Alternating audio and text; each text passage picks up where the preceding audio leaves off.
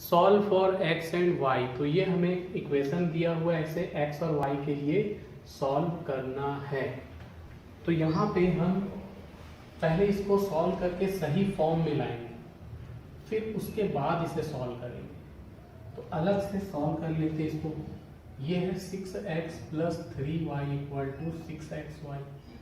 Both side हम divide कर देंगे एक्स वाई का, तो बोथ साइड x और y का डिवाइड कर देंगे, तो 6xy अपॉन xy, दोनों तरफ xy से डिवाइड कर दिए, तो 6x upon xy, 3y upon xy equal to 6। x गया 6y, 6 upon y, 3 upon x equal to 6। चाहे तो हम यहाँ 3 कॉमन निकाल के उस 6 को भी कैंसिल कर सकते थे, या सीधा सीधा 3xy से डिवाइड करना था। तो 3xy से डिवाइड करते तो यहाँ 3 होता, यहाँ भी 3 होता, यहाँ ये आता 2, तो ये हो जाता 2, ये 3 भी कैंसिल हो जाता 1, और ये 2 टाइम्स में।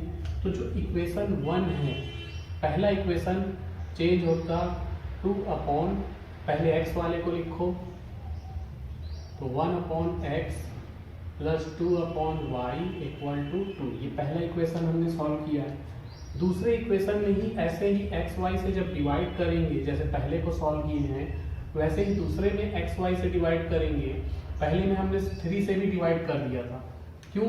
क्योंकि ये 3 के टेबल में आ रहा था। लेकिन अगला जो क्वेश्चन है किसी के टेबल में नहीं आ रहा, 2 4 2 के टेबल में आ रहा है, लेकिन 5 नहीं आ रहा है, इसलिए सिर्फ हम एक्स वाई से डिवाइड करके ऐसे ही सॉल्व करेंगे। तो ये हो जाएगा 4 upon x 2 upon y equal to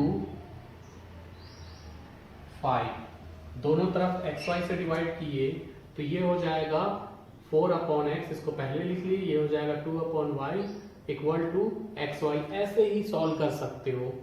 तो ये तो हमारे पास ये 2 इक्वेशन आ चुके हैं।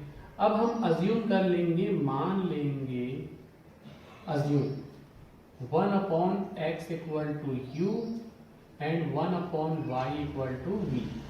ऐसा अज्यूम करने पर ये हो जाएगा u plus 2v equal to 2, और ये हो जाएगा 4u plus 2v equal to 5। ये हो गया इक्वेशन 1 और ये हो गया इक्वेशन 2।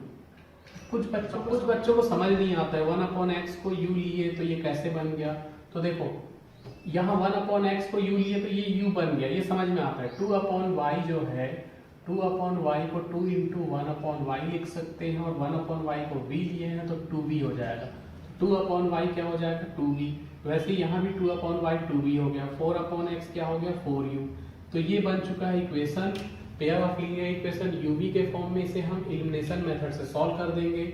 इसके लिए इक्वेशन 2 में से इक्वेशन 1 को माइनस कर देते हैं। इक्वेशन 2 माइनस इक्वेशन 1, तो इक्वेशन 2 में से इक्वेशन 1 को माइनस कर रहे हैं, तो हमको मिलेगा v गेट 2 क्या है 4u plus 2v equal to 5, और ये है u plus 2v equal to 2। क्योंकि ये दोनों सेम था इसलिए कुछ भी मल्टीप्लाई नहीं किए, डायरेक्ट हम सेकंड से फर्स्ट को माइनस कर रहे हैं। तो यहाँ 2v से 2v कैंसिल हो गया, 3u equal to 3, u equal to 3/3, तो u इक्वल टू 1।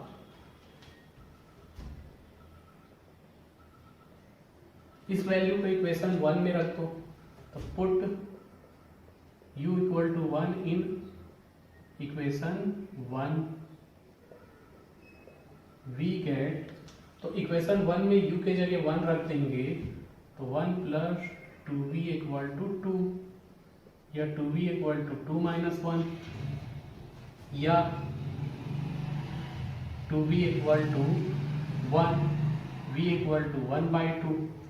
तो u और v आ चुके हैं, u और v आ चुके हैं। तो 1 अपॉन एक्स को हमने लिया था u, 1 अपॉन एक्स था u, और u की वैल्यू 1, एंड 1 अपॉन वाई को लिया था v, तो 1 upon y equal to v की वैल्यू 1/2। तो ये क्रॉस मल्टीप्लाई होगा, तो ये x उधर चले जाएगा, 1 इक्वल टू एक्स या x इक्वल टू 1।